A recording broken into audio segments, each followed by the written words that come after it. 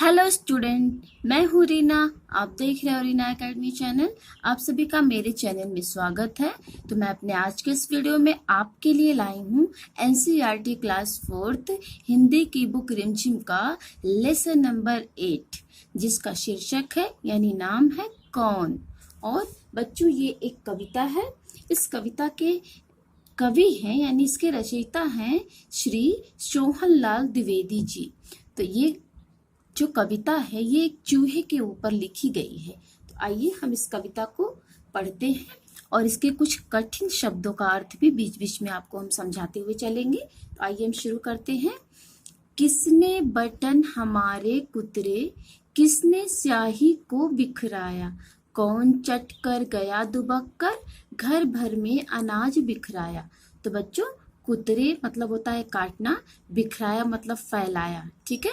तो इस कविता में कवि कह रहे हैं कि कौन है, यानी कौन है जो हमारे बटन कुतर गया है यानी काट गया है।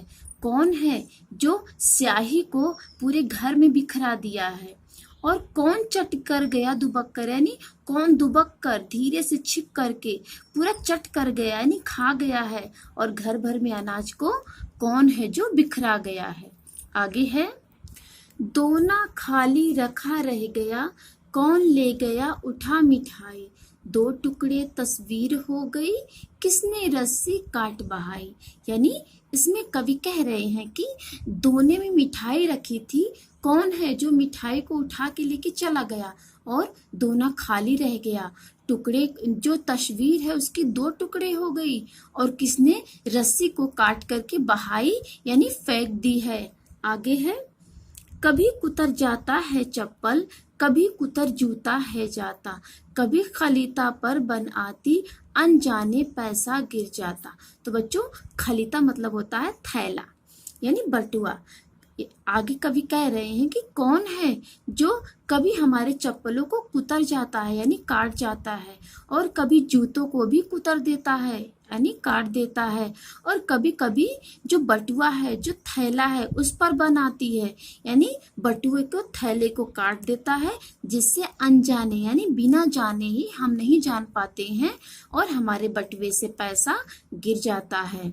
आगे है, किसने जिल्द काट डाली है, बिखर गए पोथी के पन्ने, रोज टांगता धो धो कर मैं, कौन उठा ले जाता छन्ने।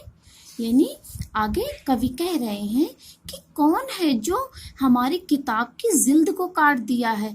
जिल्द मतलब होता है जब किसी पुस्तक के ऊपर मोटी दप्ती का उसमें ऊपर से लगा दिया जाता है, उसी को जिल्द बोलते हैं। और कौन है जिसने हमारे पोथी मतलब होती है पुस्तक यानी किताब, हमारे किताब के पन्नों को यानी पृष्ठों को काट डाला है, वो बिखर गए हैं। और मैं रोज रोज जो है धो धो करके, छन्ना मतलब होता है छलनी या छानने के लिए कोई महीन कपड़ा, तो उसको छन्नी को धो धो कर टांगता हूँ, कौन है जो रोज उसे उठाकर लेकर चला जाता है। अब आगे है, कुतर कुतर कर कागज सारे, रद्दी से घर को भर जाता, कौन कबाड़ी है जो कूड़ा, दुनिया भर का घर भर जाता। आगे कवि कह रहे हैं कि कौन है जो कागज को कुतर कुतर के पूरा रद्दी बनाकर हमारे घर में भर जाता है, और कौन कबाड़ी है जो कूड़ा यानी ऐसा लगता है कि पूरी दुनिया भर का कूड़ा हमारे घर में भर गया है। आगे है, कौन रात भर गड़बड़ करता, हमें नहीं देता है सोने, खुरखुर करता इधर उधर है, ढूंढा करता छिप छिप कोने। यानी ऐसा कौन है जो पूरी रात गड़बड़ करता है, यानी जितने भी काम खराब होते हैं वो पूरी रात सारी गड़बड़ी करता रहता है, हमको सोने भी नहीं देता है, और खुर खुर की आवाज से कभी इधर कभी उधर ढूंढा करता है, यानी ऐसा लगता है कि वो घर में कोई ढूंढ रहा है और कोने कोने में छिप जा रहा है।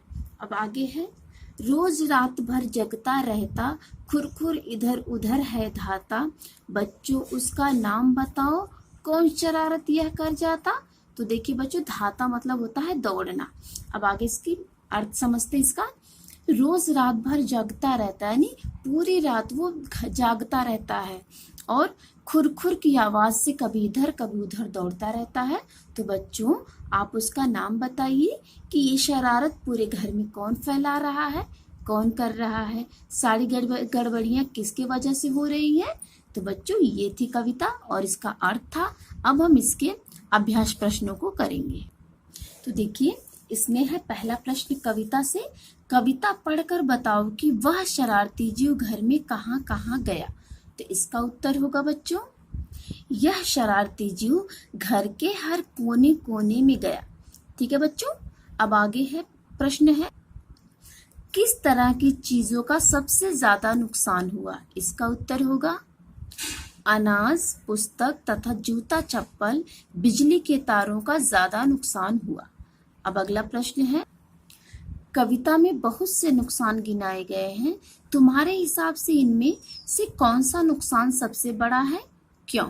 इसका उत्तर होगा सबसे बड़ा नुकसान अनाज का है, क्योंकि अनाज खाकर ही हम जिंदा रहते हैं और किसान अनाज को उगाने के लिए बहुत मेहनत करते हैं। अब बच्चों अगला प्रश्न है, इस कविता में किसकी शैतानियों की बात कही गई है, तुमने कैसे अनुमान लगाया। इसका उत्तर होगा इस कविता में चूहे की शैतानियों की बात कही गई है, हमने कविता को पढ़कर अनुमान लगाया। तो ये हो गया इसका उत्तर। अब आगे है, कभी कुतर जाता चप्पल।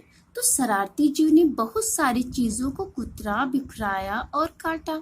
तो अब तुम बताओ कि किन किन चीजों को कुतरा जा सकता है, बिखराया जा सकता है, काटा जा सकता है। तो यहाँ पे देखिए 3 तालिका यानी 3 कॉलम बना है। तो इस तालिका में पहले वाली तालिका में क्या कुतरा जा सकता है, तो कागज, कपड़ा और रस्सी, ये कुतरा जा सकता है। अब सेकंड कॉलम है यानी सेकंड तालिका, दूसरी तालिका है, बिखराया जा सकता है अनाज, दूध, चीनी। अब तीसरी तालिका है, काटा जा सकता है।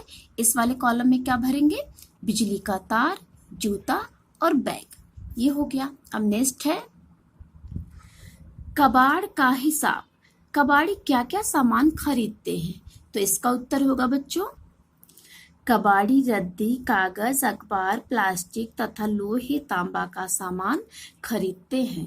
अब अगला प्रश्न है, तुम्हारे घर से सामान ले जाकर कबाड़ी उसका क्या करते हैं। इसका उत्तर होगा कबाड़ी हमारे घर से सामान ले जाकर कबाड़ खाने में बेच देते हैं। अब अगला प्रश्न है, पता करो कि पुराना अखबार या रद्दी किस भाव में बिकते हैं। इसका उत्तर होगा पुराना अखबार या रद्दी 5 रुपए किलो बिकते हैं। मतलब इसमें आप अपने हिसाब से भी इसका उत्तर लिख सकते हो।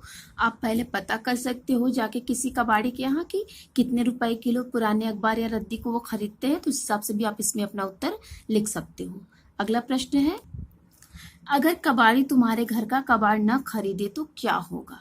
इसका उत्तर होगा बच्चों, अगर कबाड़ी हमारे घर का कबाड़ न खरीदे तो हमारा घर कबाड़ खाने जैसा हो जाएगा। यानी अगर कबाड़ी कबाड़ा नहीं खरीदेगा तो हमारे घर में कबाड़ा जमा करते करते पूरा भर जाएगा घर, तो बिल्कुल कबाड़ खाने जैसा हो जाएगा ना बच्चों। तो यही इसका उत्तर होगा। देखिए अगला है घुसपैठ। तुम्हारे घर में यदि यह शरारती जीव है या उसकी फौज घुस गई है तो पता करो उससे कैसे निपटा जाता है। तो हम चूहे भगाने वाली दवा का यूज करेंगे, फिर चूहे पकड़ने वाली चूहेदानी का भी हम यूज कर सकते हैं। तो ये इसका उत्तर होगा। अब अगला प्रश्न है, इस शरारती जीव के अलावा और कौन कौन से जीव तुम्हारे घर में घुस जाते हैं। तो आगे लिखेंगे इसमें बिल्ली, छिपकली, चींटा, चींटी, मच्छर, तिलचट्टा, मक्खी, मकड़ी और गिलहरी। कभी कभी हमारे घर में ये लोग घुस जाते हैं ना। अब देखिए आगे है, नीचे लिखी कविता की पंक्तियां पढ़ो, जिन शब्दों के नीचे रेखा खींची है उसका अर्थ आपस में चर्चा करके बताओ। तो पहले हम इसको पढ़ेंगे, उसके बाद इसका अर्थ बताएंगे। कभी खलीता पर बन आती, अनजाने पैसा गिर जाता। तो बच्चों देखिए खलीता के नीचे अंडरलाइन हुआ है ना, तो खलीता का अर्थ होता है बटुआ। ठीक है। अब देखिए खा है, रोज टांगता धो धो कर मैं, कौन उठा ली जाता छन्ने। छन्ने मतलब होता है छलनी या छानने के लिए महीन कपड़ा। रोज रात भर जगता रहता, खुर खुर इधर उधर है धाता।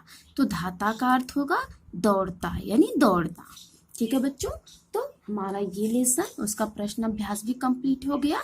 ओके बच्चों, तो कैसी लगी आपको हमारी वीडियो। अगर अच्छी लगी तो प्लीज लाइक और सब्सक्राइब जरूर करिए। Okay, thank you.